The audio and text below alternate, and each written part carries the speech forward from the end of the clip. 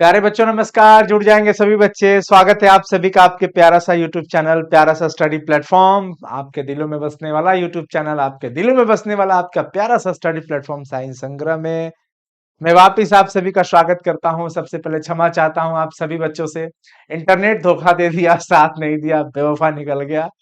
और बहुत अच्छी क्लास स्टार्ट हुई थी और उसमें वो व्यवधान हो गया बच्चों, पर कोई बात नहीं है। हम उस सेशन को करेंगे संडे को। अब संडे को यानी परसों हम लोग करेंगे शाम 6 बजे से धमाकेदार सेशन वापिस होगा। कोई बात नहीं। ए- एक बार गिरने से गिर थोड़ी गए, है ना। तो इंटरनेट ही चला गया, साथ नहीं दिया। कोई बात नहीं बच्चों, आप लोग पेशेंस रखना, आप लोग भरोसा रखना। सेशन बहुत अच्छा होने वाला होगा, बहुत अच्छा होगा। मतलब आप ना जब वो सेशन कर लोगे ना तो आपके अंदर एक अलग लेवल का कॉन्फिडेंस मैं बिल्ड करा दूंगा, अलग लेवल का, अलग लेवल का। तो कोई बात नहीं, आप लोग साथ दीजिएगा। बेवफा निकल गया वो, पर आज हिंदी को पढ़ लेते हैं ना। आप लोग थोड़ा सेशन को शेयर कर दो मेरे दोस्त। आप लोग एक बार सेशन को शेयर कर दीजिएगा ताकि और भी बच्चे हिंदी की क्लासेज में जुड़ पाए। और कल हमारी जो हिंदी अधूरी रह गई थी उसे हम लोग पूरा कर लेते हैं आज। ठीक है। ठीक है। हाँ बच्चों, बोलो जी। Join now. हमने टेलीग्राम पे शेयर कर दिया। आप लोग भी शेयर कर दीजिए एक बार। एक बार आप लोग भी शेयर कर दीजिए। और आज हम लोग वापिस पढ़ लेते हैं इंपॉर्टेंट सा सेशन को, जो कि बहुत इंपॉर्टेंट है।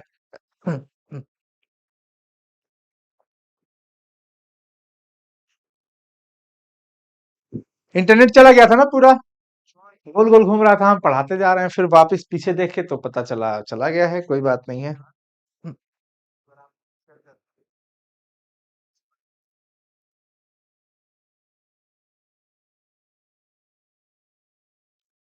चलिए जी। सर वो तो मोए मोए कर गया सर। हाँ, कर गया वो तो मोए मोए। नहीं हो पाया, इंटरनेट की वजह से थोड़ा सा दिक्कत हो गया है। चलो बच्चों, स्टार्ट करते हैं। वापिस हम लोग हिंदी पढ़ते हैं। कल हम लोगों ने पढ़ा था जूठन चैप्टर तक। आज कंप्लीट निपटा देते हैं हिंदी को। यानी कल हम कह सकते हैं कि हम लोगों ने कल गद्यखंड की चीजों को पढ़ा था, आज काव्यखंड में निपटाएंगे। लेकिन उससे पहले हंसते हुए मेरा अकेलापन एक डायरी है। हंसते हुए, एक सेकंड। हंसते हुए, बस बने रहिएगा। हंसते हुए मेरा अकेलापन, हंसते हुए मेरा अकेलापन, हंसते हुए मेरा अकेलापन। इसे हम लोग करते हैं कंप्लीट। ये बच्चों इस चैप्टर के लेखक हैं मल्ल्या जी। हम सारांश के रूप में आपको बताने वाले हैं। मल्ल्या जी हृदय रोग के बड़े बीमार व्यक्ति रहते थे, बहुत डरे सहमे रहते थे। इनको अपनी उम्र में कई बार बीमारियों का सामना करना पड़ा है और काफी डरे सहमे रहते थे। ये डायरी लिखे हैं। जो हंसते हुए मेरा अकेलापन है चैप्टर, ये डायरी है बच्चों। जैसे आपने पढ़ा कि अलग अलग चैप्टर कोई कहानी है, कोई क्या कहते हैं, क्या एकांकी है, कोई निबंध है। उसी प्रकार से ये जो चैप्टर है हंसते हुए मेरा अकेलापन, यह एक प्रकार की डायरी है। अब डायरी लिखना बड़ा कठिन होता है, क्योंकि डायरी आप कई बार देखे होंगे, कुछ लोग होते हैं जो आपके आसपास भी होते हैं और वो अपनी डेली डेली कॉपी लिखते हैं, यानी डायरी लिखते हैं। इसका मतलब ये है कि वो प्रतिदिन की गतिविधियों को उसमें लिखते हैं। अब सबसे बड़ी बात यह है कि लिखने वालों के अंदर इतनी ताकत जरूर होनी चाहिए, आत्मबल ये होना चाहिए कि भाई वो अपनी सिर्फ अच्छाई को ना लिखे, वो बुरा कर्म भी अगर कर रहा होता है तो उसे भी लिखना पड़ता है। समझ आया? आया समझ? सर नया बैच कब स्टार्ट होगा? मैं नया बैच के बारे में बताता हूँ। काफी बच्चों का भाई कमेंट आ रहा है और मैं नहीं देख पा रहा हूँ, मैं नहीं बता पा रहा हूँ। मैं आप लोगों को नया बैच के बारे में बता रहा हूँ। अन्नू सर की टीम प्रहार बैच 2025 लेकर आ चुकी है बच्चों। प्रहार बैच 2025 बहुत कम प्राइस में। आप जुड़ना चाहें तो हमारे साइंस संग्रह ऐप को इंस्टॉल करिए। साइंस संग्रह ऐप को इंस्टॉल करिए और जाइए 9155181020 नंबर पे कॉल करिए आप। और 2024 के जो बच्चे हैं संजीवनी बैच से जुड़े, उनको बहुत अच्छा वीवीआई क्वेश्चन मिल रहा है, क्वेश्चन बैंक वगैरह सब।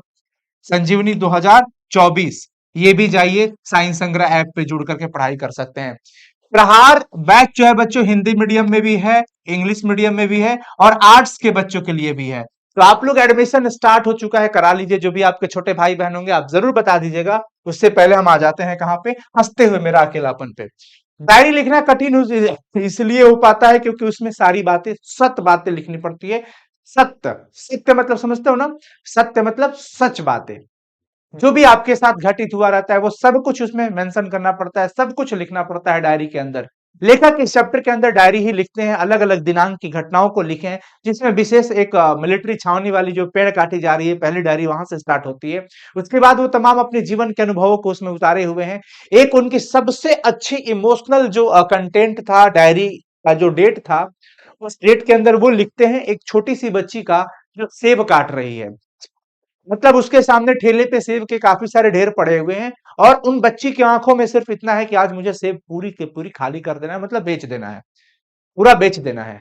उसके पास ग्राहक आते हैं और ग्राहक को वो अपना फल चखाकर संतुष्ट कराना चाहती है कि सेब मीठा है, पर वो कोशिश करती है, छोटी सी बच्ची की कलाई जोर लगाती है, वो अपनी हाथों से, चक्कू से सेब काटने की कोशिश करती है, पर नहीं कट पाता है। और मतलब एक होता है ना कि कोशिश किया नहीं कटा, और एक थकी थकी सी आवाजों में कि लीजिए खुद ही चख लीजिए, ऐसा कह के अपने ग्राहकों को बताती है।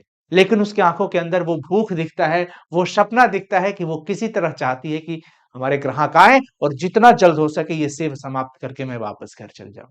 लेखक अपने जीवन के अनुभवों को भी उसमें उतारते हैं, लेखक यथार्थ को भी रचते हैं।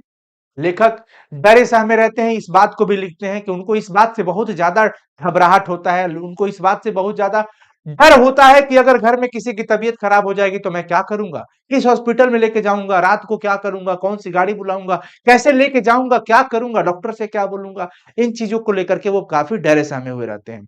दूसरी चीज, वो इस बात से भी डरे हुए रहते हैं बच्चों की, कहते हैं कि अगर कोई छोटा बच्चा घर से बाहर निकल जाता है, पार्क में आसपास किसी बच्चों के साथ खेलने चला जाता है, और जिस दिन वो समय से नहीं आ पाता है वापस, बाकी दिन समय से आता है और एक दिन नहीं आ पाता है, तो मन में अनायास एक अलग सी बेचैनी होती है, एक अलग सी घबराहट होती है कि कहाँ गया, क्यों नहीं आया। वापस जाने पे पता चलता है वहां पर कि वो नहीं है, इधर उधर हो गया है, तो एक अलग मन में डर सा बैठ जाता है, अलग सा टेंशन हो जाता है।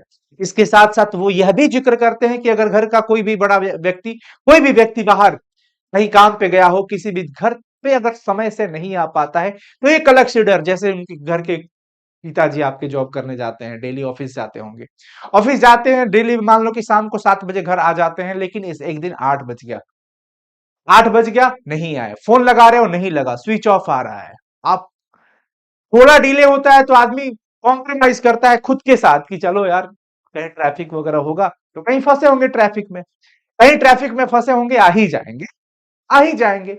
कई बार ऐसा होता है ना।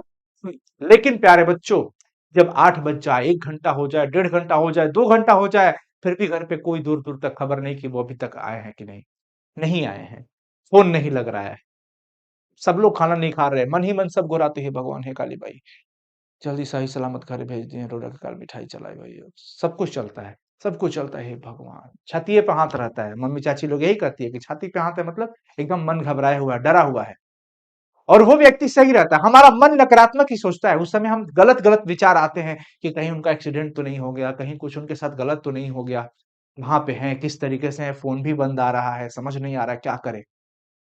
हमारा मन कहीं अच्छा तक नहीं सोच सकता कि हाँ कहीं किसी के साथ होंगे, फोन डिस्चार्ज हो गया होगा, चार्जर नहीं होगा, हो सकता है गाड़ी नहीं मिल रही हो।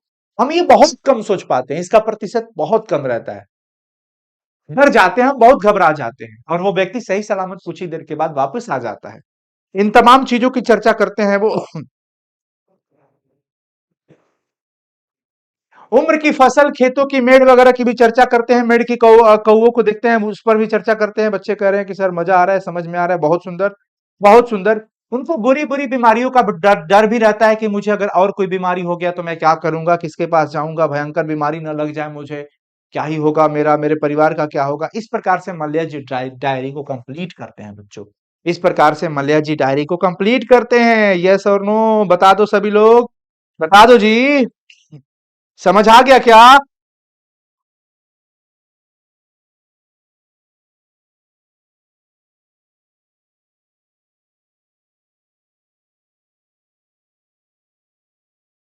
ऐसा नहीं है, ऐसा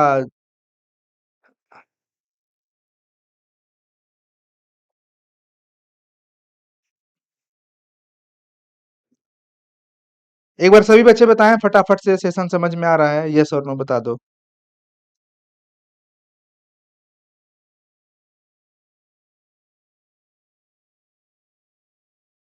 अभी इंटरनेट चल रहा है ना कि चला गया भाई?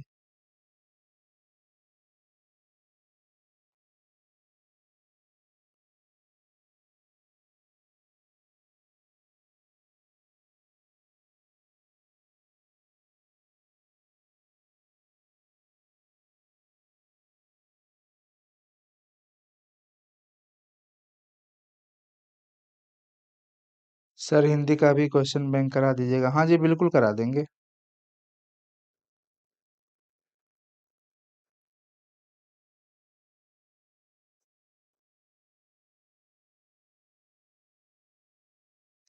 बिल्कुल करा देंगे बच्चों, बिल्कुल करा देंगे, परेशान मत होइए, बिल्कुल करा देंगे।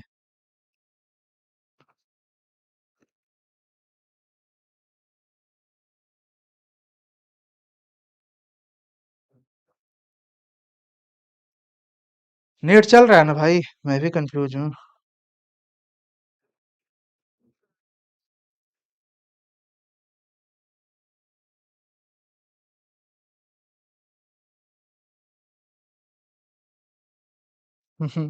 ट्रेन जैसी दौड़ है इंटरनेट। चलो बच्चों, आगे चलते हैं। अब हम अगर बात करते हैं अगला चैप्टर की, जिसका नाम है तिरिच। क्या नाम है? तिरिच। तिरिच जो है उदय प्रकाश जी की रचना है। किसकी रचना है बच्चों? उदय प्रकाश जी। उदय प्रकाश जी। तिरिच जो है एक प्रकार की कहानी है। और उदय प्रकाश जी की जो रचना है तिरिच, वो क्या है बच्चों? कहानी है। कहानी।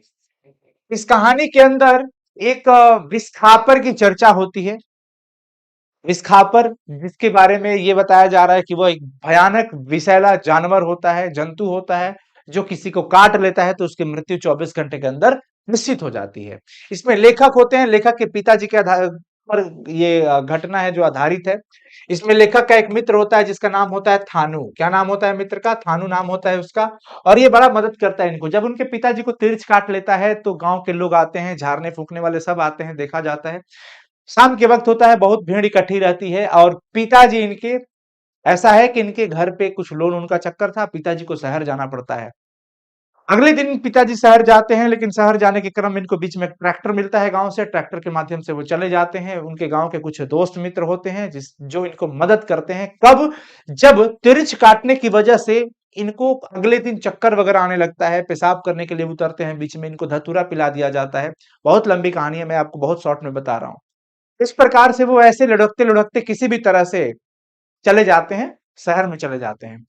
शहर पहुंचते हैं तब तक वहां इनका खूब नशा चढ़ जाता है। अब नशा किस चीज का होता है ये बाद में क्लियर हो पाता है कि धतूरे का नशा होता है या जो तिरिच काटा था उसका नशा था, उसका जहर था। उसका जहर अगर शरीर में पूरी तरह से फैल जाए तो ऐसा कहा जाता है कि वो मृत्यु निश्चित है। अगर तिरिच काट करके वापिस पेशाब करके उस पे लौट जाए तो जिसको काटा है उसकी मृत्यु निश्चित है, ऐसा कहा जाता है। अगर कोई उसे तुरंत जला दे, खत्म कर दे तिरिच को, तो वो बच सकता है, या फिर कुएं में जाके तुरंत नहाना पड़ता है। ये सारी चीजें, लेखक को बहुत बुरा बुरा सपना आता था। लेखक को दो ऐसे जानवर थे जो बराबर सपने में डराते थे। वो थे कौन? हाथी और तिरिच। हाथी से तो लेखक सपनों में किसी तरह बच निकलते थे, लेकिन तिरिच से नहीं बच पाते थे। तिरिच उनको हमेशा पीछा करता था। ऐसा लगता था कि जान ले लेगा उनका। तिरिच से बचने के लिए सपनों में लेखक हमेशा चीखते थे, चिल्लाते थे, ताकि चीख कर चिल्ला करके भी मैं सपने से बाहर आ जाऊं और इस मैं डर से हमेशा हमेशा के लिए बाहर आ जाऊं।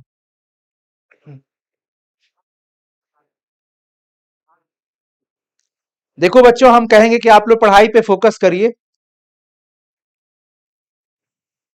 पढ़ाई पर फोकस करिए। विशेष सवाल जो आप पूछ रहे हैं कि सर क्यों छोड़े, क्या छोड़े, तो वो चीजें बहुत पर्सनल थी।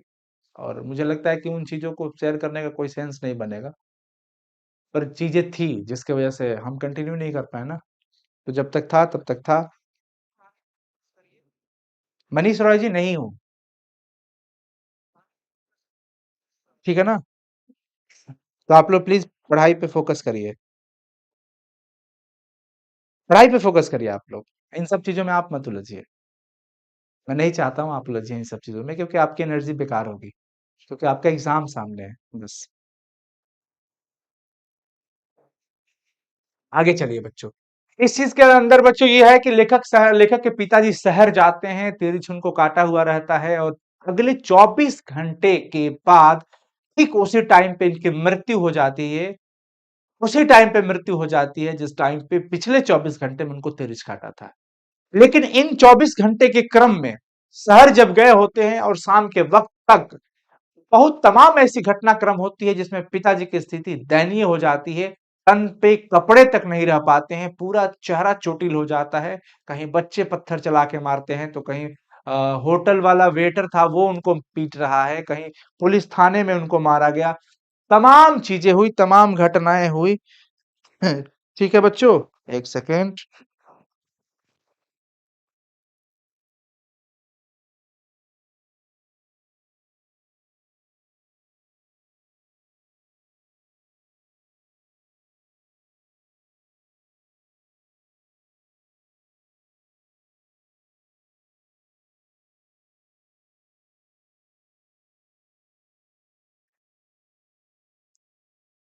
ठीक है ना बच्चों, तमाम घटनाएं होती है और मतलब अंततः उनके पिताजी की मृत्यु हो जाती है। एक शहर पर आधारित ये घटना है कि गांव का व्यक्ति शहर जाता है, जाना नहीं चाहता है, शहर जाने से कतराता है और जाता है तो मौत आ जाती है, खत्म हो जाता है। हालांकि ये बहुत लंबी चैप्टर है, बहुत लंबी कहानी भी है इसके अंदर। शिक्षा चैप्टर के अंदर प्रवेश करते हैं। मैं आपको सिर्फ सारांश पे चर्चा कर रहा हूँ। शिक्षा चैप्टर, जो कि एक प्रकार का क्या है बच्चों, संभाषण है। और इसको लिखने वाले हैं जे कृष्णमूर्ति जी।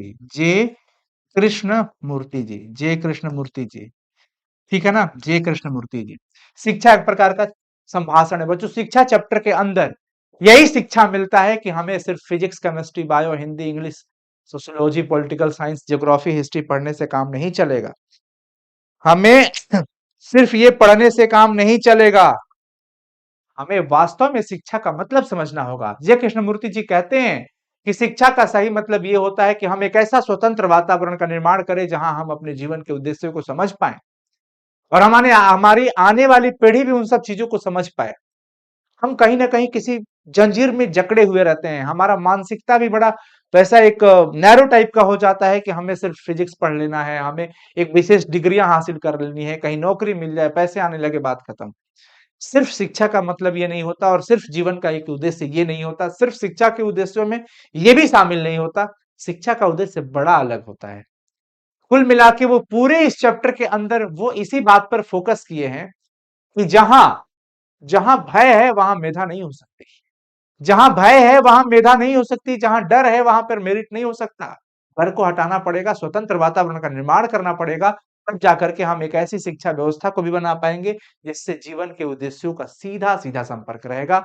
और बच्चे ये बात को फोकस जरूर करें कि आपको सिर्फ एक विषय विशेष नहीं बनना है, ना ही सिर्फ अर्थ के लिए आप कुछ कर रहे हैं, पढ़ाई कर रहे हैं। शिक्षा का उद्देश्य तो होता है जीवन को सरवाइव करने के लिए भी शिक्षित होना बहुत जरूरी है।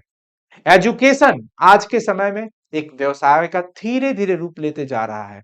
परंतु एक चीज ये बहुत बड़ी सच्चाई है बच्चों कि एजुकेशन हर किसी के लिए बहुत जरूरी है। डिग्री की बात बहुत अलग हो जाती है पर शिक्षा का बात बहुत अलग हो जाता है।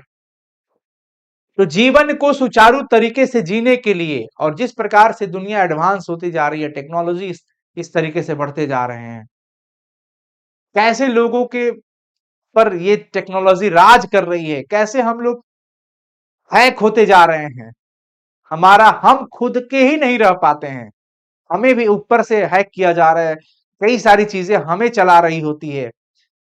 तो इन सब चीजों के बीच में शिक्षा का बहुत जरूरत है। लेखक इस बात के अंदर, इस चैप्टर के अंदर पूरा फोकस इसी बात पे किए हैं कि हमें सिर्फ आर्थिक शिक्षा मतलब शिक्षा का ये उद्देश्य नहीं होना चाहिए कि हमें सिर्फ पैसा कमाना है, हमें कोई विषय का एक विशेष प्रोफेसर बन जाना है। पढ़िए, ये ज्ञान की चीजें है, पढ़ना चाहिए, परंतु सिर्फ ये नहीं होना चाहिए। तो शिक्षा का उनके मतलब में मेन यही चीज है कि हम जब अपने जीवन के उद्देश्यों को समझ पाए और उसे पूरा करने के लिए हर एक कदम उठा पाए, वही मूल शिक्षा है। और ये तब पॉसिबल होगा जब हम स्वतंत्र वातावरण बनाएंगे, भय मुक्त वातावरण, भय युक्त नहीं, भय मुक्त वातावरण, स्वतंत्र वातावरण बनाएंगे, तब होगा पॉसिबल। आगे चलिए बच्चों, काव्यखंड के अंदर प्रवेश करते हैं और काव्यखंड के अंदर मैं आपको पूरा चैप्टर कंप्लीट करा देता हूं। सबसे पहला हम लोग पढ़ने जा रहे हैं कड़बक, जो कि जायसी जी की रचना है। जायसी जी, मलिक मोहम्मद जायसी जी। मलिक मोहम्मद जायसी जी ने ये जो काव्य रचा है बच्चों, ये पद्मावती से लिया गया है और इसके अंदर दो कड़बक है। कड़बक एक में वो कहते हैं अपनी दशा को लेकर के तुलनात्मक रूप से तुलना करते हैं। कहते हैं कि इस ब्रह्मांड में बहुत अच्छी अच्छी चीजें हैं, बहुत अच्छी अच्छी चीजें हैं, बहुत अच्छी अच्छी, लेकिन कलंकित है। दाग उसमें भी है, दोष उसमें भी है, अपजस उसमें भी है। तो इसका मतलब ये नहीं है कि अगर उसमें थोड़ी बुराई आ गई तो वो पूरी तरीके से बुरा हो जाता है, ऐसा कुछ नहीं है। चेचक बीमारी से ग्रसित थे वो, एक आंख से थे, एक ही आंख से वो देख पाते थे। वो कहते हैं कि हम एक आंख के हैं, फिर भी हमारी रचना को पूरी दुनिया ने पढ़ा, हमें पूरी दुनिया जानती है, यही हमारे लिए धन्य है। वो तमाम उदाहरण देते हैं, तमाम उपमा देते हैं, अपनी तुलना करते हैं। वो कहते हैं कि समुद्र सागर इतना बड़ा होता है, इतना बड़ा होते हुए भी अपार है, असूच है। वो सुमेरु पर्वत की बात करते हैं, सुमेरु पर्वत जिस पर तीर चलाया जाने पे तीर चलाते ही क्या हो रहा है, वो सोने का बन जाता है और आकाश को छूने लगता है। चंद्रमा, चंद्रमा को चांद जैस जग विधि अवतारा, चंद्रमा को भी विधाता ने इस धरा पर अवतरित किया है। प्यारे बच्चों, दाग चंद्रमा में भी है। आम, आम में जब तक कहते हैं ना कि आम में जब तक वो क्या कहते हैं बच्चों, लगता है चेप ना लगे तब तक सुगंधित नहीं होता है। यानी हर अच्छी चीजों में दोष है। एक ही आंख के हैं वो, एक ही आंख से पूरी दुनिया को समझ गए हैं, पूरी दुनिया को परख गए हैं। कौन? मलिक मोहम्मद जायसी जी।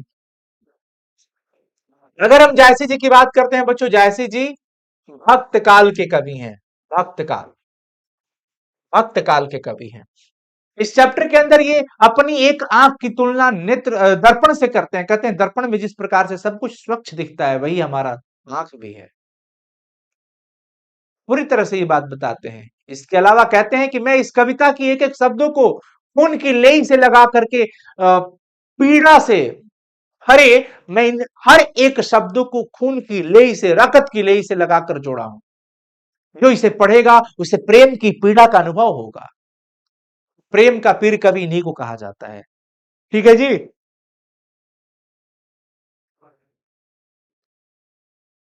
आप लोग समझ पा रहे हैं, मेरी बात को सुन पा रहे हैं?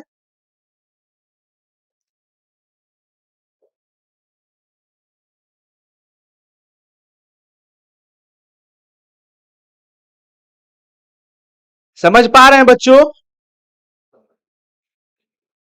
समझ पा रहे हैं, हाँ या ना बता देंगे।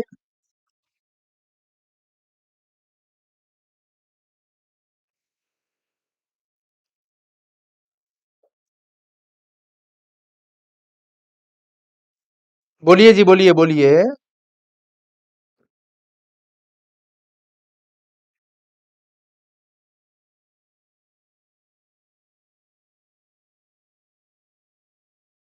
यस, वेरी नाइस बच्चों। दूसरे कड़बक के अंदर वो यही बात कहते हैं कि मैं इन कविता के एक एक शब्दों को रक्त की लेई लगा करके जोड़ा हूं। मैं यही चाहता हूं कि हमारी ये काव्य जो है, हमारी ये जो रचना है, अंतिम निशानी के रूप में रहे। पद्मावत के वो कोई भी, ना राजा रतन सेन न रहे, कोई ना रहा, ना वो सूगा रहा, तोता रहा है, कोई रहा? बताइए सभी लोग। ना वो राघव चेतन अलाउद्दीन रहे, ना ही रही पद्मावती रानी, ना ही पद्मावती रानी रही। अगर कुछ रहा तो सिर्फ कोई न रहा जग रही कहानी। इस बात से ये सीखने को मिलता है बच्चों कि एक न एक दिन ये शरीर से आत्मा को अलग हो जाना है। माटी का ये बना शरीर माटी में ही मिल जाना है। अगर यहां कुछ रहने वाला है तो वो है कर्म। अगर कर्म जैसा हमारा होगा, परिणाम वैसा होगा, और हमारा कर्म ही है जो हमारा असली साथी होता है। जो जैसा करता है वैसा पाता है, जैसी करनी वैसी भरनी। कभी कहते हैं जायसी जी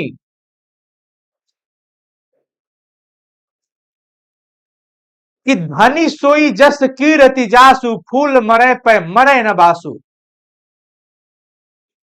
वो कहते हैं, सीधी बातों में अगर मैं थोड़ा सा आपको समझाने की कोशिश करूं तो मैं ये कहूंगा, पुष्प भले ही मुरझा जाता है पर उसकी जो सुगंध है ना उसमें व्याप्त रहती है। इंसान भले ही मृत हो जाता है पर उसकी कीर्ति यहां पर व्याप्त रहती है।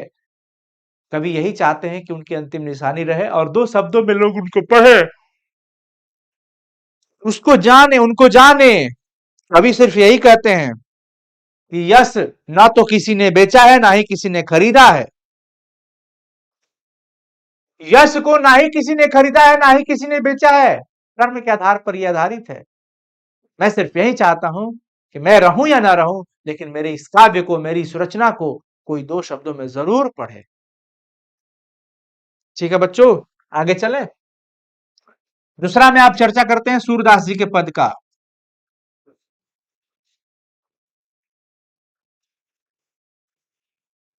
सूरदास के पद की बात करते हैं बच्चों। सूरदास जी का पद क्या कहता है?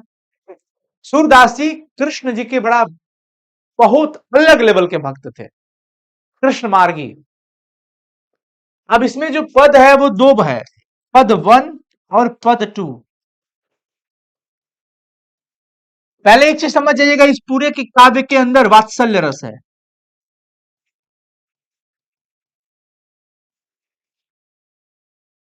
वात्सल्य रस है बच्चों। पद 1 के अंदर मां यशोदा उनको जगाने के लिए कोशिश करती हैं, सुबह होने का प्रमाण देती है, जागो हे ब्रजराज कुंवर, हे ब्रज के राजा, आप उठिए, सुबह हो जाइए, सुबह उठ जाइए, सुबह हो गई है। सुबह होने का अनेकों प्रमाण देती है, चिड़ियां चहचहाने लगी, पक्षियां चिल्लाने लगी, गाय गायें भी आवाज देने लगी है, सुबह हो चुका है। हैं? भौरे भी, आप लोग समझ पा रहे हो क्या? बताओ जी बच्चों।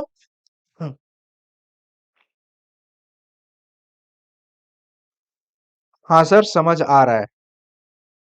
सुबह होने का प्रमाण दे रही है, वो कह रही है कि चंद्रमा, चंद्रमा मलिन हो गया है और सूर्य प्रकाशित हो गया है, यानी कि सूर्योदय हो चुका है। आप उठिए, जागिए हे ब्रज के राजकुंवर जी, जागिए। तमाम प्रमाण देती हैं सुबह होने का और उनको जगाने की कोशिश करती हैं। दूसरे पद के अंदर सूरदास जी लिखते हैं कि नंद जी के गोद में बैठ करके ये खाना खा रहे हैं, कन्हैया जी, कृष्ण जी खुद भी खा रहे हैं, उनको भी खिला रहे हैं। उनके पास अनेकों प्रकार के आइटम रखे हुए, बेसन बड़ा, अलग अलग प्रकार के सब कुछ पड़ा हुआ है, दही, माखन, मिश्री, मलाई, सब कुछ है, वो खा रहे हैं, खिला रहे हैं। ये दृश्य इतना अच्छा लग रहा है कि सब लोग देख करके बहुत खुश हो रहे हैं, विशेष करके नंद जी की रानी देख रही हैं, तो बहुत अच्छा लग रहा है उनको। सूरदास जी की यही इच्छा है कि बस जिस थाली में ये खा रहे हैं उस थाली का जूठन हमें मिल जाए केवल। जिस थाली में भोजन कर रहे हैं कृष्ण जी का सिर्फ जूठन हमें मिल जाए, उनकी भक्ति का हमें पुण्य प्रताप मिल जाएगा, बस इतना मैं चाहता हूं। कौन चाहते हैं बच्चों? सूरदास जी। तो सूरदास जी का सिर्फ उनको जूठन चाहिए। क्या चाहिए? जूठन। अब चलो बच्चों, ये आप समझ गए होंगे सभी लोग, कोई दिक्कत वाली बात इसमें नहीं है। अब आप पढ़ने जा रहे हैं तुलसीदास जी का पद। तुलसीदास जी का पद, तुलसीदास जी के पद में अम्ब शब्द का संबोधन किया गया है, अम्ब। और अम्ब शब्द का अर्थ क्या होता है? माँ। और माँ यहाँ पे कौन होंगी भैया? सीता जी। कौन? सीता जी। मुझे सोए हुए 3-4 दिन हो गया है बच्चों, बस कुछ चीजें, नींद काफी आता है, पर कोई बात नहीं, पहले आपको पढ़ा लूं। क्या कह रहे हैं बच्चे?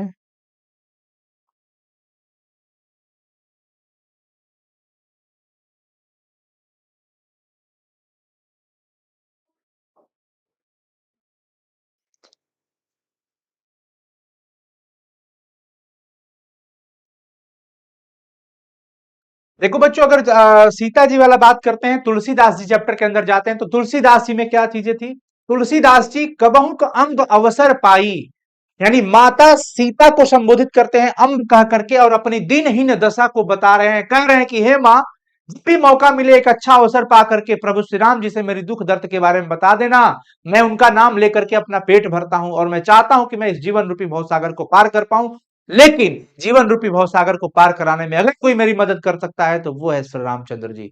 वो है सिर्फ और सिर्फ श्री रामचंद्र जी, क्योंकि क्योंकि मैं संसार में अनेकों साधु संतों के पास गया और पूछा इसका उपाय, तो उन सब ने सिर्फ उन्हीं का नाम बताया है। और मैं चाहता हूं कि मेरी आप दिनहीन दशा के बारे में प्रभु श्री राम जी से बताइए। मैं तो उनके दासी का दास हूं, मैं उनका नाम लेकर के पेट भरता हूं अपना।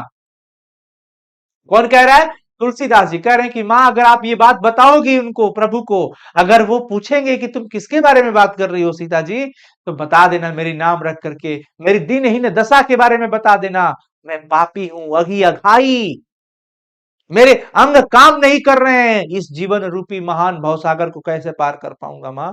बस इसके लिए प्रभु श्री राम जी से मैं आपसे विनती करता हूं कि आप ये मेरी सूचना के रूप में स्वीकार कर लीजिए और आप प्रभु श्री राम जी तक ये बात पहुंचा पाइएगा। आप तो जगत की माता है, आप तो पूरे संसार के लोगों की मां है, तो मां बेटे पे कैसे ना कृपा कर पाएगी। मां से विनती करते हैं कि कबहू कयम्ब अवसर पाई, हे मां, कभी भी अवसर पा करके ये पूरी बात कह देना। किससे? राम जी से। समझ आया? मैं आपको ओवरऑल बता रहा हूं, समझ आया जी बच्चों? है जी, बताइए प्यारे बच्चों, बता दो।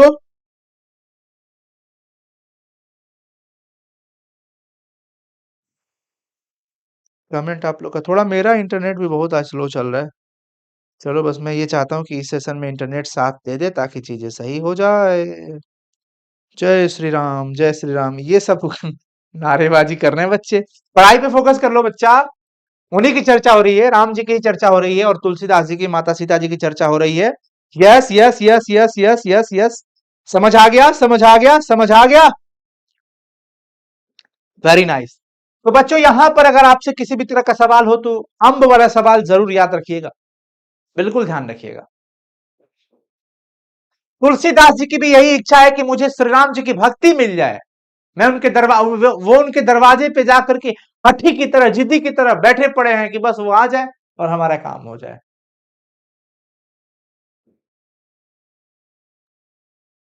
ठीक है बच्चों, तो ये भी आप लोग समझ गए होंगे। उसके बाद अगर हम लोग बात कर लेते हैं, तो चौथा चैप्टर कौन आता है बच्चों? कविता आता है क्या? कौन सा चैप्टर आता है? उसके बाद का चैप्टर कौन सा है? जरा आप सभी लोग बताएंगे, सभी बच्चे बताएंगे उसके बाद का चैप्टर।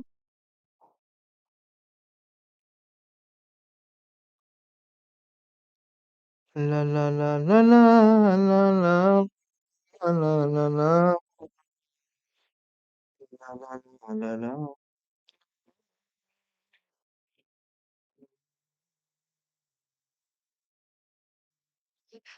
छप्पय, वेरी नाइस। छप्पय है नाभादास जी की रचना। उसके बाद की रचना है छप्पय। उसके बाद आता है कवि भूषण जी की।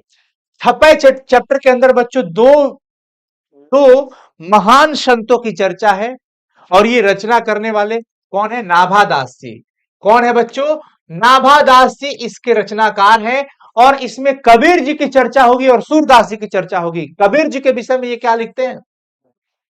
कबीर जी का ऐसा मत है कि अगर आप जीवन रूपी भवसागर को पार करना चाहते हैं, भक्ति विमुख, यानी भक्ति से मुख मत मोड़ो। जो भक्ति से मुंह मोड़ेगा इस जीवन रूपी भवसागर को पार नहीं कर पाएगा। भक्ति से विमुख होकर के योग यज्ञ दान व्रत भजन ये सब तुच्छ हो जाएगा। गुरु नानक जी की भी आपने ये पढ़ा होगा कि राम नाम बिनु बिरथे जग जन्मा। क्लास 10th की हिंदी में काव्यखंड का सबसे पहला काव्य यही था पद में। गुरु नानक जी भी यही कहते हैं कि अगर आप जीवन रूपी भवसागर को पार करना चाहते हैं तो आपको राम का नाम की वाणी पे सवार होना चाहिए, वाणी पे हमेशा उस जुबान पे होना चाहिए। उसी प्रकार से कबीर जी कहते हैं कि भक्ति से विमुख नहीं होना चाहिए, भक्ति से मुंह मत मोड़ो। ऐसा करके योग यज्ञ दान व्रत भजन ये सब तुच्छ है। मन चंगा तो कठौती में गंगा। वो कहते हैं कि भेदभाव भी नहीं, ना तो किसी की पक्षपात, कुछ भी नहीं। कबीर जी ना तो चारों वर्णों में, ना ही छह दर्शने में, किसी में विश्वास नहीं करते हैं। सूरदास जी को लेकर के नाभादास जी का ऐसा मत है कि सूरदास जी की जो रचना होती है इतनी शानदार होती है, इतनी शानदार कि भाई कहा नहीं जा सकता कितनी शानदार होती है। कितने अच्छे अलंकार होते हैं, कितनी अच्छी तुक होती है, पढ़ने के बाद लयबद्ध होता है। नेत्र से हीन होने के बावजूद भी इन पर ईश्वर की ऐसी कृपा है कि उनके विषय में सब कुछ रचित करते हैं। ये रसना प्रकाशी अपने जीवों से प्रकाशित भी करते हैं। ईश्वर की दिव्य दृष्टि है इनके ऊपर। सूरदास जी की रचना को पढ़ करके कौन कवि, कोई ऐसा कवि नहीं है जो इनकी कविता को सुन करके अपना सर ना हिलाए। यानी इनकी रचना इतनी सुंदर होती है, इनकी काव्य इतनी अच्छी होती है कि इनकी रचना को पढ़ने वाला भी अपना सर हिलाने लगता है। सूर कविता सुन कौन कवि, है? सिर चालन वाला, सिर चालन मतलब समझते हो, सिर हिलाने वाला। इनकी कविता इतनी लयबद्ध होती है और शानदार होती है। समझ आ गया? समझ आ गया जी बच्चों?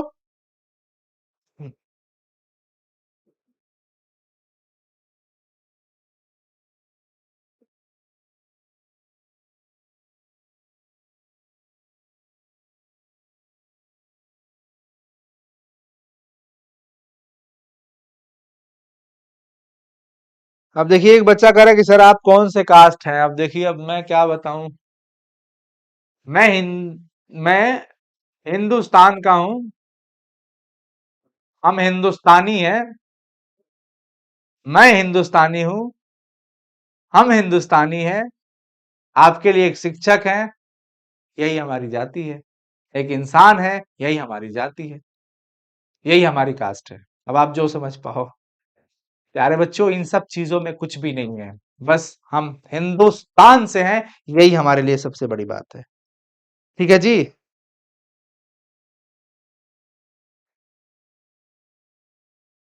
अगले क्लास में सर हैबर विधि से अमोनिया कैसे बनता है पढ़ा दीजिएगा। बता दिया हूं ना। जो इन सब चीजों में कुछ भी नहीं है। बस हम हिंदू।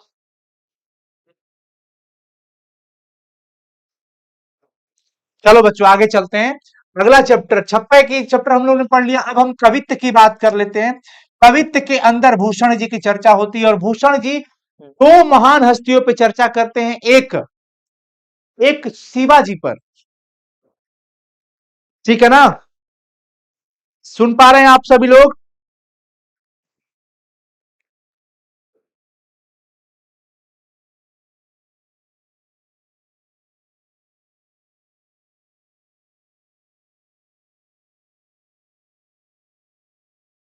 अरे बता दो सभी लोग।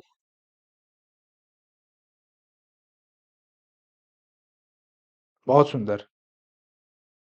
देखो बच्चों, इसके अंदर भूषण जी शिवाजी की वीरता का बखान करते हैं। भूषण जी को एक्चुअली उनकी भाभी भाभी से भी नहीं पड़ता था, घर में भी विशेष लोगों से नहीं पढ़ पाता था।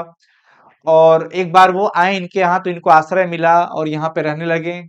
भूषण जी वीर रस के कवि माने जाते हैं। उनकी काव्य में ज्यादा वीर रस ही देखने को मिलता है। भूषण जी रचना में अपना पहली जो रचना होती है उनकी, इसमें वो शिवाजी के वीरता का बखान करते हैं। तमाम चीजों की उपमा देते हैं, तमाम चीजों की उपमा देते हैं। इस पर इसका राज है, जिस प्रकार से कंस पर कृष्ण का राज है, जिस प्रकार से दावा द्रुम पर इनका राज है। तमाम चीजें होती है। मैं पुस्तक के अंदर आप लोगों को पढ़ाया हूं। उसी प्रकार से मलेच्छ वंश पर शेर शिवराज है, शिवाजी का राज है। तमाम अनुभव देते हैं, तमाम उसमें देते हैं, वो उपमा देते हैं, चर्चाएं करते हैं कि जिस प्रकार से इन पर इसका राज है, जिस प्रकार से उसका उस पे राज है, उसका इस पे राज है, उसी प्रकार से मलेच्छ वंश पर अगर किसी का राज है तो वो सिर्फ और सिर्फ शिवाजी का राज है। पहली जो चर्चा होती है, ये सारी चीजें उसमें उपमा के रूप में मिलती है। दूसरा में छत्रसाल के तलवार की बात करते हैं कि भाई छत्रसाल, आपके जो तलवार है ना, निकसत म्यान, जब म्यान से तलवार निकलती है तो ऐसा लगता है कि अंधकार को चुरते हुए जैसे एक प्रलय सा मच जाता है। आपकी तलवार बड़ी खतरनाक है। शत्रु जब तलवार के सामने पड़ते हैं तो एकदम प्रतिभटक कटक केते काटी काटी, ऐसे है ना? आप लोग लाइन लिख पाओगे? आप लोग लाइन लिख पाओगे ये वाला? प्रतिभटक कटक कतीले केटे केते काटी काटी। मतलब यहाँ पे पूरी काव्य के अंदर आपको छत्रसाल की तलवार की वीरता की बखान मिलेगी। शत्रु आ जाए तो नागिन की तरह लपक लपक करके अपने शत्रुओं को ये तलवार काटता हुआ मिलेगा। उनके गलों को काट करके मतलब मुंडन की माला को रुद्र उनका क्या कहते हैं, काल की देवी कालिका देवी को कलेवा प्रदान करने वाली यहाँ पे चीजें चर्चा कर रहे हैं भूषण जी। यानी कि इन तमाम चैप्टर के अंदर आप दो हस्तियों पे सुनोगे, एक तो शिवाजी के वीरता की बखान और दूसरा छत्रसाल जो कि क्षितिपाल के पुत्र थे। लाल छत्रसाल क्षितिपाल, लाल क्षितिपाल छत्रसाल महाबाहुबली, यानी क्षितिपाल के लाल छत्रसाल आप तो महाबाहुबली है। कहां ले बखान करूं तेरी करवाल को, कहां तक तुम्हारी तलवार का बखान करूं। तुम्हारी तलवार तो ऐसी है कि शत्रु के गले पे जाती है तो नागिन की तरह लपक लपक के सबका गर्दन उतार देती है, काट देती है। ऐसा लगता है कालिका, काल की देवी कलिका देवी को मतलब कलेवा के रूप में ये गले प्रदान किए जाएंगे। ये सारी चीजें हैं बच्चों उस चैप्टर के अंदर।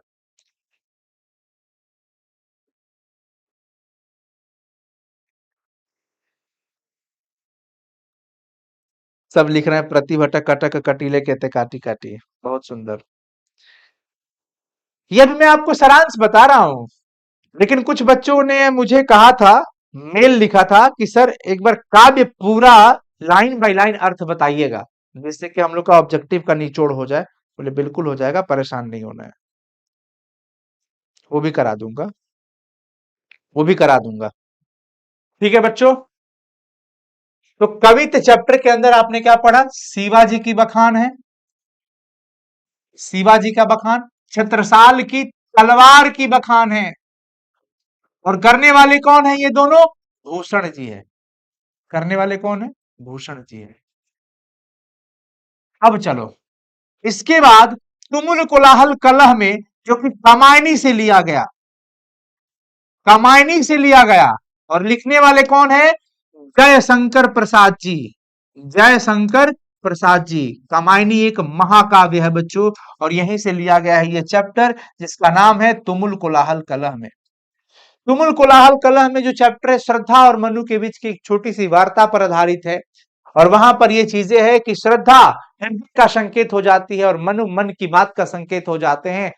और हर उलझन में, हर विपरीत परिस्थितियों में, हर संघर्षों में, जहां इनका मन थक सा जाए, विकल हो जाए, व्याकुल हो जाए, चंचल हो जाए, ऐसी परिस्थितियों में श्रद्धा हृदय की बात हो करके उनको प्रसन्नता, शांति, सुकून देने की बात करती है। जब ऐसा लग रहा है कि हे मनु, मनु मतलब मनुष्य के लिए है ये सारी चीजें, अब समझिएगा इसमें मन की बात और हृदय की बात का मेल कहां पे हो रहा है। मन यानी कि बड़ा चंचल जब हो जाए, सा जाए, नींद खोज रहा हो, उस परिस्थिति में हृदय, श्रद्धा कह रही है कि मैं उस परिस्थिति में आपके लिए मलय पर्वत से आती हुई उस हवा की तरह हो जाऊंगी और आपको बहुत आराम दूंगी, यानी कि प्रदान करूंगी, शांति, सुकून, सब कुछ मिलने वाला होता है। ये जो चैप्टर के अंदर चर्चा है उसमें बच्चों, समझ रहे हो सभी लोग। आज मेरा बर्थडे है, देखो आप लोग का कमेंट इतना तगड़ा तगड़ा अजीब अजीब आ रहा है ना, इतना अजीब अजीब कमेंट आ रहा है कि मैं क्या कहूं।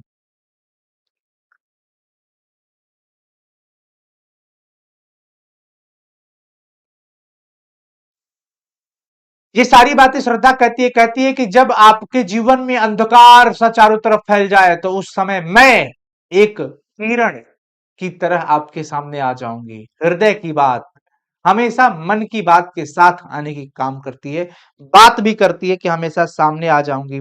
जब आपका मन चंचल हो जाए, विकल हो जाए, नींद का पल खोज रहा हो, तो मैं मलय पर्वत से आती हुई हवाओं की तरह हो जाऊंगी। जब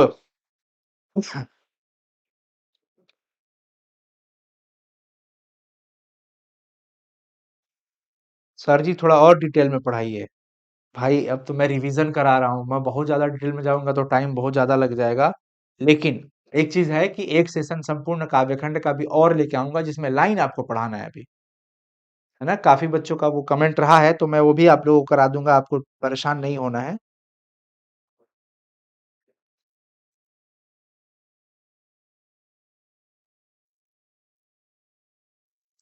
अब सुन लीजिए बच्चों, कहती है कि हे मन, भटकते हुए मरुस्थल में जहां चातकी पानी के बूंदों के लिए तरसती है, मैं वहां पर सरस बरसात की तरह हो जाती हूँ। स्वाति नक्षत्र में, स्वाति नक्षत्र में चातकी जो है किसके लिए तरसती है दोस्तों? पानी के बूंदों के लिए। किस नक्षत्र में? स्वाति नक्षत्र में। वर्ष में वो उसी टाइम में पानी पीती है।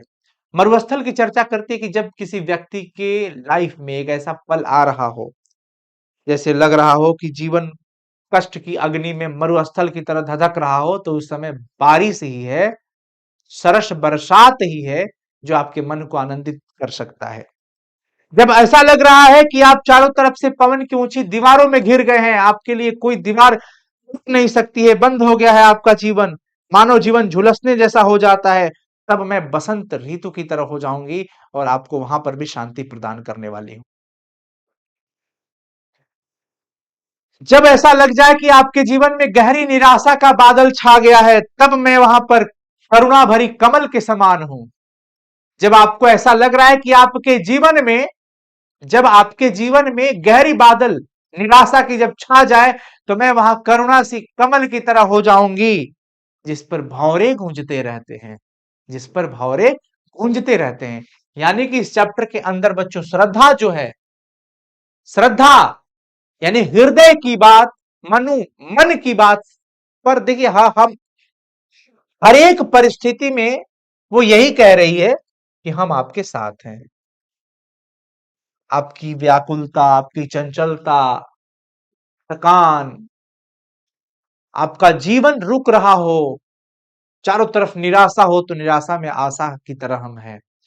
यानी कि श्रद्धा और मनो, ये एक छोटा सा अंश है कामायनी का बच्चों, कामायनी का छोटा सा अंश है। तो मैं समझता हूं कि आप लोग काफी हद तक समझ पाए होंगे, काफी हद तक समझ पाए होंगे। समझ पाए हैं तो बताइए, सभी लोग समझ पाए हैं तो बताइए फटाफट से। यस सर, समझ पाए हैं, बहुत सुंदर, बढ़िया। अब देख लीजिए बच्चों, उसके बाद उषा चैप्टर आता है शमशेर बहादुर सिंह जी का, उषा चैप्टर। उषा चैप्टर के अंदर सूर्योदय के पहले वाले काल की चर्चा करते हैं लेखक कवि शमशेर बहादुर सिंह जी। कहते हैं कि सुबह सूर्योदय से पहले की जो लालिमा और नीलिमा आकाश में छा जाती है ना, क्या अलग आनंदित सौंदर्य वाला दृश्य होता है, जिसको देख करके मन ऐसा करता है कि सिर्फ देखते ही रह जाएं। ऐसा लगता है कि जो काली सील पर लाल केसर रगड़ के धो दिया गया हो, वैसी लालिमा छाई रहती है, और नीले शंख के समान पवित्र नीलिमा छाई हुई है इसके अंदर। सुबह के लीपे हुए चौके की तरह ओश की बूंदे दिख रही है, गिर रही है, कहां? आसमान से। ऐसा है जैसे हमारे घरों में चौका को सुबह लीपा जाता है जहां खाना बनता है, और कुछ पल तक वहां हमारी मम्मी मम्मी चाची दीदी लोग हमें पैर नहीं रखने देती है कि पैर रखने पे दाग हो जाएगा। उसी प्रकार से ये सुबह का उषा का सौंदर्य का चर्चा करते हुए कहते हैं, कौन? शमशेर बहादुर सिंह जी, कि यह उषा का जो काल है, ये जो सौंदर्य है, ये जो देखता है देखता ही रह जाता है, ये उसकी जादू है। और ये जादू तब समाप्त हो जाता है जब सूर्योदय हो जाता है। जैसे सूर्य का प्रकाश चारों तरफ बिखर जाता है, फिर ये जादू समाप्त हो जाता है, क्योंकि सूर्य के प्रकाश के आगे वो मलिन पड़ जाता है। समझ आ गया होगा बच्चों? समझ आ रहा है आप लोगों को? बता दीजिए जी, कमेंट काहे नहीं बढ़ रहा है मेरे अंदर, मेरे फोन के अंदर? हाँ, कमेंट अजीब अजीब कर रहे हैं लोग, अजीब अजीब कमेंट कर रहा है सब बच्चा लोग। अंशु रानी काहे रो रही हो भाई? आसमान की बुलंदियों पर नाम हो आपका, चांद की धरती पर मुकाम हो आपका, हम तो रहते हैं छोटी सी दुनिया में, पर खुदा करे सारा जहां हो आपका। क्या बात है जी, वाह वाह। ये लिखते हैं कौन? RDX Prince Kumar. RDX Prince Kumar के लिए भाई ताली बजनी चाहिए, ताली बजनी चाहिए आपके लिए, क्योंकि आपने कमाल की लाइन लिखी है। किसके लिए लिखे हो? अगर हमारे लिए किसी के लिए भी लिखो, बहुत अच्छी बात लिखे हो, बहुत तगड़ी बात लिखे हो। चलो बच्चों, अब हम चलते हैं पुत्र वियोग चैप्टर के अंदर। पुत्र वियोग के अंदर कवयित्री सुभद्रा कुमारी चौहान जी का एक लड़का रहता है, पुत्र होता है, असामयिक निधन हो जाता है। एक माँ अपने बेटे के लिए तरसती रह जाती है, इस उम्मीद में कि मेरा बेटा पाएगा। ये बात उसको पता है कि ये कभी नहीं वापस आ सकता है, कभी नहीं वापस आ सकता है। चारों तरफ खुशी का माहौल बना हुआ है, लेकिन एक माँ अपने खोए हुए खिलौने को लेकर के इंतजार कर रही है। खोया हुआ खिलौना से तात्पर्य उनके बेटे की असामयिक निधन की है। वो कहती है कि उस बच्चे को हम बड़ा, एक माँ वैसे भी अपने बच्चे को बहुत कष्ट से पालती है, बहुत कष्ट से पालती है, 9 महीने कोख में भी रखती है। उसके बावजूद उसे बड़ा करने तक हमेशा अपना एक एक कतरा तक लगा देती है उसके अंदर। तो एक माँ कहती है कि उसको नींद समय पर आए, अच्छे से खिलाती थी, पिलाती थी, लोरियां सुनाती थी, उसको ठंड न लग जाए, नीचे पैर न रखने देती थी, हमेशा उसको गोद में उठाकर चलती थी। उसके लिए कहां कहां नहीं जाती थी, हर जगह शीश नवाती थी, दूध नारियल बतासे चढ़ाती थी, बच्चों की दुआएं मांगती थी, अपनी बेटे की लंबी आयु की कामना करती थी। लेकिन खोया हुआ खिलौना उनका वापस नहीं आया। यह सत्य है कि मृत्यु बहुत बड़ी अटल सत्य है। यह सत्य है कि मृत्यु अटल सत्य है, उसे झूठलाया नहीं जा सकता।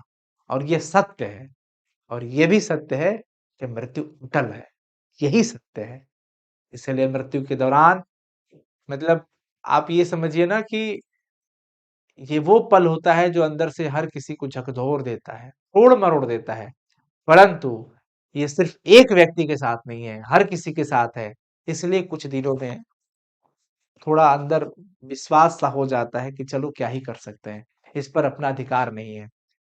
व्याकुल एक माँ अपने मन को नहीं समझा पा रही है, कहती है बेटा खोकर कैसे मन को समझा पाऊं, नहीं समझा पा रही। भाई बहन बाप भले तुम्हें भुला सकते हैं, लेकिन एक माँ कैसे भूल सकती है? माँ नहीं भूल सकती है। सब कुछ करती थी उसके लिए, क्या नहीं करती थी। लेकिन फिर भी मेरा खोया हुआ खिलौना अब तक मेरे पास नहीं आया, लौट कर वापस नहीं आया। समझ आ रहा है बच्चों? समझ आ रहा है? कोई दिक्कत? मेरे प्राण व्याकुल हैं, तड़प रहे हैं। मैं जानती हूं वापस नहीं आ सकता, लेकिन फिर भी आस लगाए बैठी हूं। अगर पल भर को वो मेरे पास आ जाता तो मैं उसे समझाती कि भैया इसी तरह माँ को छोड़ करके कहां चले गए थे, मत जाना कहीं। बेटा खोकर बहुत मुश्किल है, माँ को अपना मन समझाना बहुत मुश्किल है। तो वैसे छोड़ के कैसे चला जाएगा? अगर पल भर को भी आ जाता पास में, सुभद्रा कुमारी चौहान यानी एक माँ कहती है कि मैं अपने बेटे को समझाती। कैसे माँ को अकेले छोड़ के कहां चला गया था? है? बेटा खोकर बहुत मुश्किल है अपने मन को समझाना। मेरा मन हमेशा रोते रहता है, नीरस सा हो गया है, मन नहीं लगता है, बहुत जटिल है, बहुत मुश्किल है मन को लगाना। यह जानते हुए कि एक बार को भी, अगर यह जानते हुए कि वो कभी वापस नहीं आ सकता, अगर एक बार को भी मेरे पास आ जाता तो मैं उसे खूब समझाती, गले से लगाती, खूब प्यार करती, बताती उसे कि देखो भाई बहन भले तुम्हें बुला सकते हैं, पिता भले तुम्हें बुला सकता है, पर रात दिन के जो साथी माँ है वो तुम्हें कभी नहीं बुला सकती। रात दिन की साथी माँ कभी नहीं बुला सकती। प्यारे बच्चों, ये चैप्टर भी आप लोगों को समझ में आ गया होगा। आ गया है? Yes sir. यानी 8 चैप्टर हम लोग का, मतलब मैं आपको अभी सिर्फ रिवीजन करा रहा हूँ, सिर्फ रिवीजन करा रहा हूँ। आप लोगों का कमेंट बड़ा भयानक भयानक रह रहा है। सर इंग्लिश में पढ़ा दीजिए। हाय हाय हाय, ये वाला इंग्लिश में पढ़ा दूं?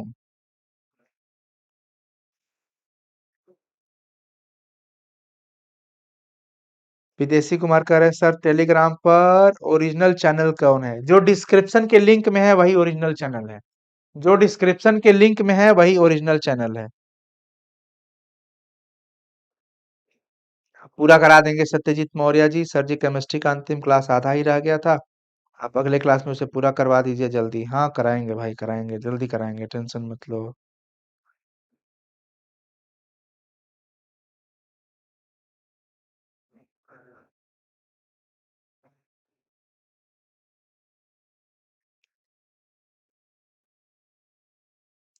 आगे चलते हैं बच्चों। जन जन का चेहरा एक गजानन माधव मुक्ति बोध जी की रचना है। वो कहते हैं कि मैं आपको पूर्ण सार बता रहा हूं। वो कहते हैं कि जन जन का चेहरा एक इस धरातल पर, चाहे वो अमेरिका का हो गली, चाहे कहीं की भी एशिया, यूरोप, कहीं की गली हो, सूर्य हर तरफ की गलियों में हर जगह अपना एक ही प्रकाश बिखेरता है।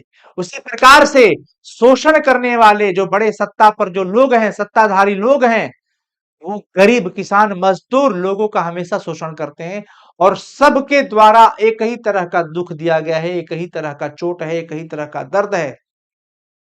सूर्य जिस प्रकार से हर जगह पर समान किरणें बिखेरता है, उसी प्रकार से इन सत्ताधारी लोगों के द्वारा हर जगहों पर बराबर चोट दिया गया है। जन जन का चेहरा एक, हर लोग का चेहरा एक है, हर जगह, चाहे वो कहीं का भी हो।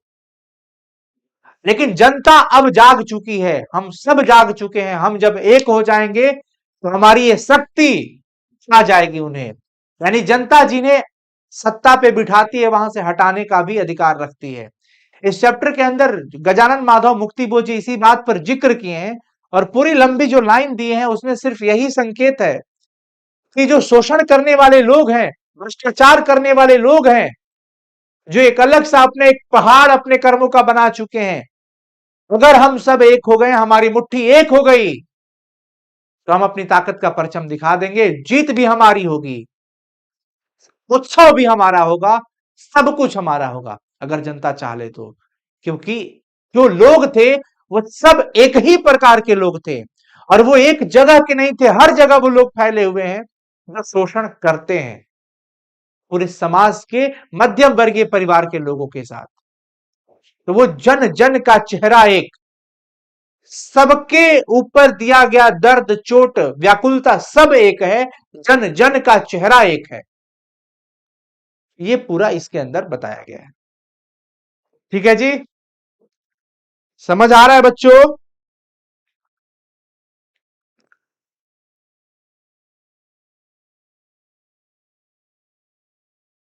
समझ आ रहा है ना?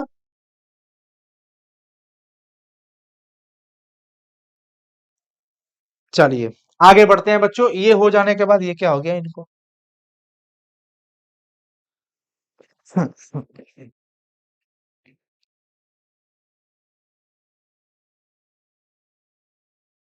अब अधिनायक चैप्टर जो अब आप पढ़ते हो, अधिनायक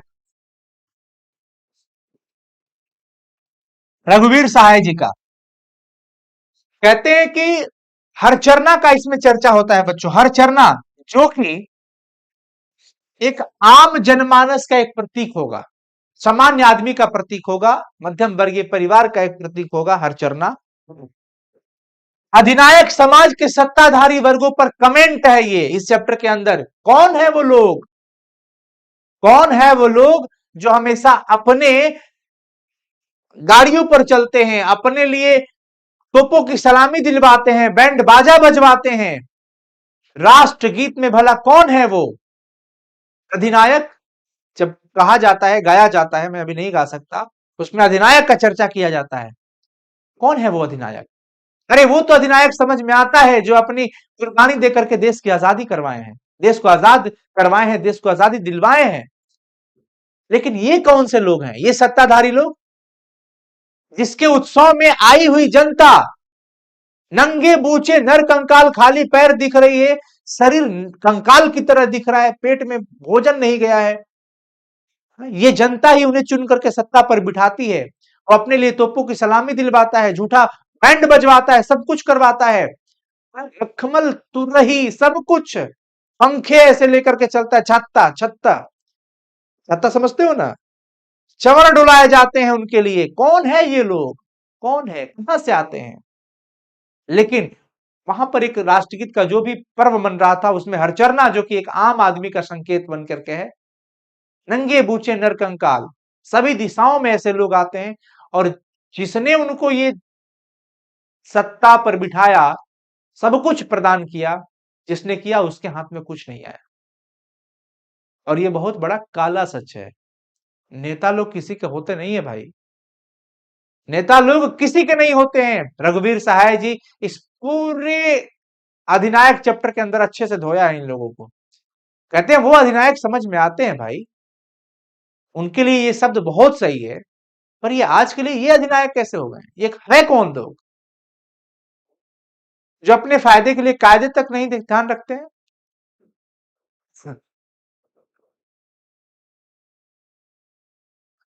प्यारे नन्हे, अब देखो ये हो गया। बहुत छोटा सा चैप्टर भी वैसे था ये, बहुत छोटा सा 4 पैराग्राफ का ही चैप्टर था इसमें, जिसमें सारी बातें यही है। प्यारे नन्हे बेटों को विनोद कुमार शुक्ल जी के द्वारा रचित यह एक बहुत अच्छा काव्य है। इसमें लोहे की चर्चा है, लोहा को कर्म की प्रतीक बताया गया है। कहते हैं कि मैं अपने बेटा, जब वो उसको कंधे पर लेके चलता हूं तो कहता है मैं तो दादाजी से भी बड़ा हो गया हूं। अपनी बिटिया से सवाल करते हैं कि बताओ कहां कहां लोहा पाया जाता है। वो तमाम एग्जाम्पल देती है कि लोहा हर जगह पाया जाता है, कलछुल सिगड़ी दरवाजे की सांकल में, दुनिया भर की एग्जाम्पल देती है, साइकिल सब कुछ देती है। फिर सोचती है, एकदम पतली सी है, बहुत तेज है, फुर्तीली है, फिर सोचती है और तुरंत से फिर जवाब देने लगती है। माता और पिता मिल करके उसको समझाते हैं, सिखलाते हैं कि बिटिया लोहा यहाँ यहाँ है, इन चीजों में लोहा पाया जाता है, इन चीजों में लोहा पाया जाता है। घर की तमाम वैसी चीजों का नाम बताते हैं जिसके अंदर लोहा पाया जाता है, चाहे वो घंटी हो, चाहे वो पहिया हो, चाहे वो बाहर तार जिस पर कपड़े सुखाए जाते हैं वो बांधा गया हो, कैंची हो, सब एग्जाम्पल देते हैं। अंततः लेखक वो कहते हैं कि यहां से लेके वहां तक ये बेटी बेटी जो अभी इतनी छोटी है, बाप की चाहत भी यही होती है कि जब ये बड़ी हो जाए तो हमारा ये जिम्मेवारी होता है कि इस बच्ची के लिए एक अच्छा सा घर वर ढूंढ दे और इसकी जिंदगी को उसके हाथ में सौंप दे। यहां से लेके वहां तक एक छोटा बच्चा, छोटे बच्चे को बड़े होने तक का जो सफर रहता है, उसमें कर्म का प्रतीक लोहा को ही ये दे रहे हैं। कहते हैं कि हर वो मेहनत कश व्यक्ति लोहा है, हर वो औरत दबी सताई लोहे के समान है, जो अपने परिवार के लिए सब कुछ करती है, चाहे आंधी हो, तूफान हो, गर्मी हो, बरसात हो, ठंडा हो, किसी भी परिस्थिति में वो मेहनत कश आदमी और दबी सताई शोषित औरत हमेशा अपने परिवार के लिए मेहनत करते हैं। पर वो लोग लोहे के समान है।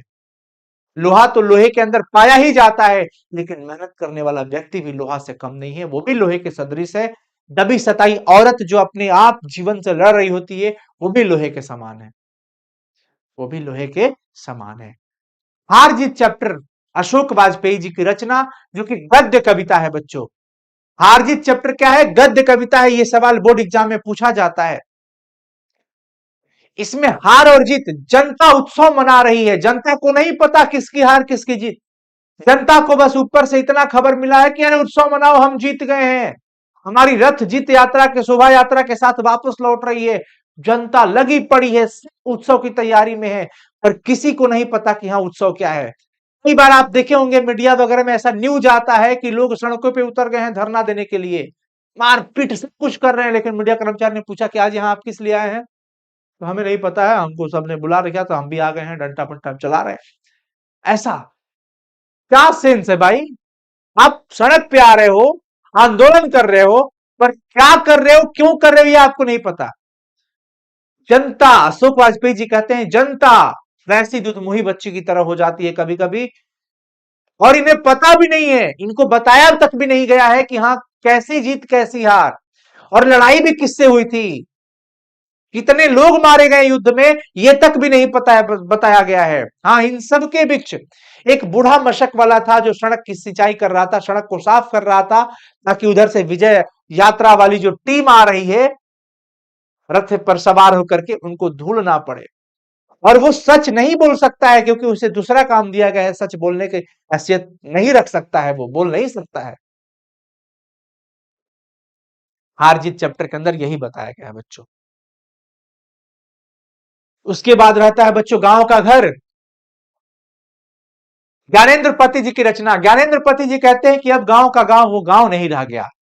पहला एक समय था जब घर के अंदर प्रवेश करते ही बड़े बुजुर्ग, जो भी गांव के अपरिचित लोग हुआ करते थे, बड़े बुजुर्ग लोग हुआ करते थे, चप्पल ऐसे बाहर चौकट की तरफ रगड़ के आते थे, खांसते थे अंदर आने से पहले कि हमारे घर के अंदर बहन बिटिया बहू जो भी है, ये लोग अच्छे से सजग हो जाती है, अपने वस्त्र को भी सही कर लेती है, क्योंकि घर के अंदर वो अपने कंफर्टेबल जोन में रहती है। बाहर से कोई आए तो वो अच्छे से अपना सहज कर रहे, इसलिए बाहर से ही पैर रगड़ दिए जाते थे, चप्पल वगैरह घिस जाते थे, ताकि लग जाता है कि अरे कोई आ रहा है, तो वो तुरंत से अपनी कायदे में आ जाती है।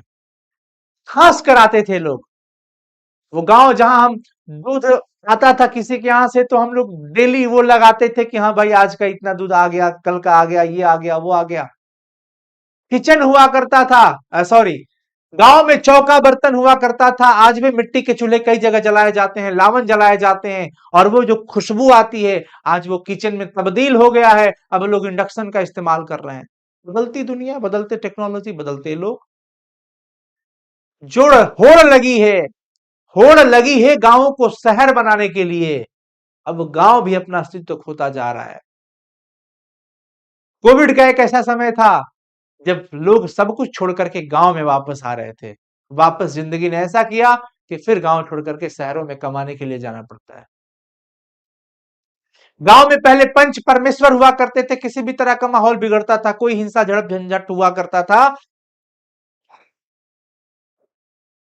तो पंच मिल करके जो भी फैसला सुनाती थी वो दोनों पक्षों को मानना पड़ता था, और पंच ही परमेश्वर माने जाते थे। पर आज पुलिस कोर्ट, ये दुनिया जहान हो गया है, पंच परमेश्वर गांव में अब नहीं रहे। पंच परमेश्वर गांव में नहीं रहे। गांव में समय समय पर कीर्तन हुआ करता था, गान बजान सब हुआ करता था। ग्राम गीत का मर्म आपने क्लास 9th के अंदर पढ़ा होगा। हमारे यहां अलग अलग समय पर, होली के समय में फगुआ गावा जाता है, जब फसल कटाई का समय आता है तो चैता गाया जाता है, शादी विवाह के समय पर संस्कार वाले गीत गाए जाते हैं। सब कुछ चलता है। धीरे धीरे ये सब कम होते जा रहा है। धीरे धीरे सब कम होते जा रहा है। सर्कस वाले आते थे, अब वो भी नहीं आ रहे, उनकी भी रोजी रोटी खत्म हो गई जब से टीवी वगैरह का चीजें आ गया। तो गांव अब गांव नहीं रहा। अब तो गांव धीरे धीरे शहर में तब्दील हो रहा है। प्यारे बच्चों, मैं समझता हूं कि मैं आप सभी को शॉर्ट रिवीजन करा पाया हूं। ये बहुत शॉर्ट रिवीजन है, लेकिन पंक्ति पूरी समझने के लिए भी एक सेशन लेकर के आएंगे हम। लेखक परिचय भी अभी लेकर के आएंगे हम। परेशान मत होइएगा। ऑल दी वेरी बेस्ट बच्चों। रविवार को आप लोग जरूर जुड़िए, और जो भी आपके छोटे भाई बहन हैं, आप उससे, अगर वो 2025 में एग्जाम देने वाले हैं तो प्रहार बैच 2025 से वो जुड़ सकते हैं। साइन संग्रह एप्लीकेशन पर जुड़ सकते हैं, ये हमारा नंबर है। और अगर आप क्लास 12th की तैयारी कर रहे हैं, 2024 में आपका एग्जाम है, तो आपको भी संजीवनी 2024 से जरूर जुड़ना चाहिए। टॉपर टेस्ट सीरीज से जरूर जुड़ना चाहिए। वीवीआई क्वेश्चन आंसर है उसके अंदर, टेस्ट सीरीज है उसके अंदर। अब तो प्रैक्टिस का ही गेम है भैया, और अब तो वीवीआई क्वेश्चन पढ़ने का ही समय है। तो आप लोग जरूर ज्वाइन करिए, ऐप को इंस्टॉल कर लीजिए, टेस्ट लगाइए, क्विज लगाइए, संजीवनी ज्वाइन करिए। बहुत कम प्राइस में चीजें हैं आपके लिए, है आपकी तैयारी में मजबूती आ जाएगी। क्लासेज स्टार्ट हो चुकी है। ऑल द वेरी बेस्ट प्यारे बच्चों। कैसा लगा सेशन, कमेंट सेक्शन में कमेंट करके जरूर बताइएगा। फिर मुलाकात होगी आप सबके साथ अगले क्लास में। ऑल द वेरी बेस्ट, जल्द मुलाकात होगी। Bye, take care, love you all. मिलते हैं जी। कमेंट जरूर करिएगा बच्चों। Bye bye.